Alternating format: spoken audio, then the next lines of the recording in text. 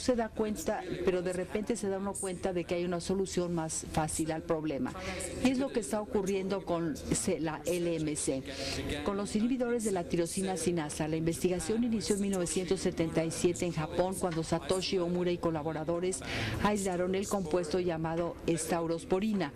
Estaban buscando un antibiótico o un antimicótico. 10 años después se encontró que el fármaco bloqueaba la proteína sinasa C y que se pensaba participaba en el cáncer. Cuando Nick Leiden se unió a Ciba Geigy antes de que se convirtiera en Novartis, buscaba derivados de ese agente que pudieran bloquear el cáncer. Quedó claro en la década de los 90 que estos fármacos bloquean la tirosina sinasa y después Gleevec STI 571 fue sintetizado. Pero primero se pensó que atacaría tumores cerebrales y no LMC.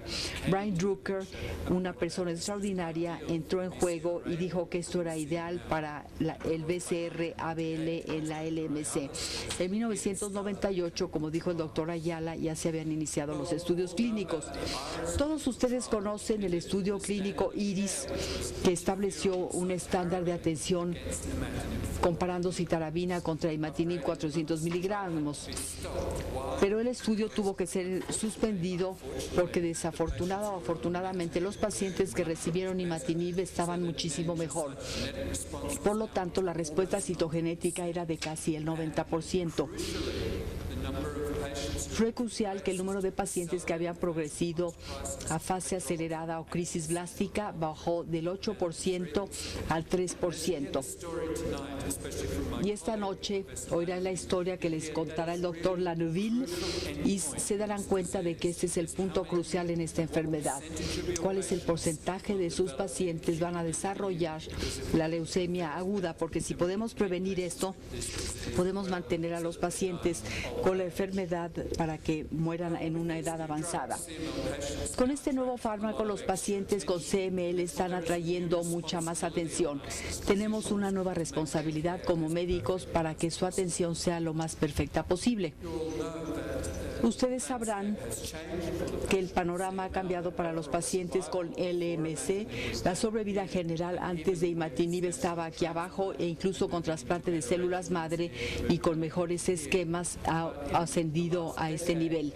En la última década aquí tenemos la curva de sobrevida de acuerdo con los estudios alemanes que muestran que hay alta probabilidad de que los pacientes vivan y estén bien, pero gran parte de ello depende de nuestra habilidad para el manejo de los pacientes con este fármaco, que por lo demás es sencillo. Al mismo tiempo hemos tenido que hacer a un lado el monitoreo antiguo de la enfermedad. En el pasado únicamente usábamos la respuesta hematológica. Con interferón ya era necesario ver la médula ósea y la respuesta citogenética. Con imatinib fue claro que había que buscar BCR-ABL con PCR para monitorearlo, y después con imatinib y con nilotinib y dasatinib tenemos que monitorear el ADN por PCR en la médula ósea. Al mismo tiempo, algunos grupos como la Red Europea de Leucemia han dicho: esto es lo que ustedes como médicos tienen que hacer cada 3 meses para monitorear estos pacientes, y así es como van a saber ustedes si tienen una respuesta óptima, subóptima o si hay falla, y seguramente han visto ustedes este cuadro anteriormente. En 2011 creo que tenemos que utilizar un abordaje flexible de la enfermedad. Si tienen un paciente recientemente diagnosticado, en casi todos los casos estará en fase crónica, pero una tercera parte de los pacientes tendrán características de alto riesgo. Habrá una minoría que ya haya pasado a la fase acelerada o crisis blástica. Si ustedes deciden que estos pacientes no pueden ser tratados, en mi opinión, la paliación correcta sería con un inhibidor de tirosina sinasa, porque así tendrán la mejor calidad de vida para el paciente, aunque a la larga la enfermedad los derrote. Si por otro lado piensan ustedes que el paciente tiene una buena probabilidad de responder, inicialmente hay que utilizar un inhibidor de la tirosina sinasa o TKI y combinan esto con quimioterapia de acuerdo con los estudios clínicos. El objetivo es esperar para que el paciente se someta a trasplante de médula ósea que puede ser curativo. En la fase crónica tienen diferentes opciones de TKIs y este es el dilema: ¿cuál es el mejor tratamiento para los pacientes individualmente? Rara vez se tratará de un paciente de edad avanzada o un paciente con otra enfermedad mayor en quien se toma la decisión de paliar. A veces en la fase crónica la hidroxiurea sigue siendo un buen fármaco, pero incluso en pacientes de edad avanzada, si quieren tener buena calidad de vida, los exhorto a utilizar TKIs. Cuando hablo con mis propios pacientes les pregunto ¿cuál es la diferencia entre el imatinib del pasado y el nilotinib que está recibiendo ahora? Me dicen que la diferencia es la calidad de vida, que es mejor. Desde luego que si tratan con imatinib hay gran diferencia en la esquema de la dosis que pueden utilizar. Pueden ser muy amables y utilizar una dosis baja de imatinib. Desafortunadamente sería una dosis subterapéutica en la mitad de los pacientes y al año solo una quinta parte de los pacientes tendría una respuesta molecular mayor. Podrían hacer lo que les dice el gobierno que hagan y utilizar la dosis convencional de imatinib y tendrán un 10% de pacientes intolerantes a imatinib, pero estarán aumentando la tasa de respuesta molecular mayor, pero seguirá siendo debajo del 30%. Podrían hacer lo que hemos hecho en Australia y aumentar imatinib a 600 miligramos. Inicialmente tendrán una respuesta más rápida. Desafortunadamente con imatinib, al aumentar a 600 miligramos, se duplica el número de pacientes intolerantes al 20%, aun cuando se aumenta espectacularmente la tasa de respuesta molecular mayor. Si quieren ir aún más allá, a 400 miligramos 2 veces al día, tienen el 40% de los pacientes con intolerancia. En lo personal, pienso que este ya no es un buen tratamiento y de hecho no ha mejorado más la respuesta molecular mayor. Necesitamos otras opciones dentro de este contexto.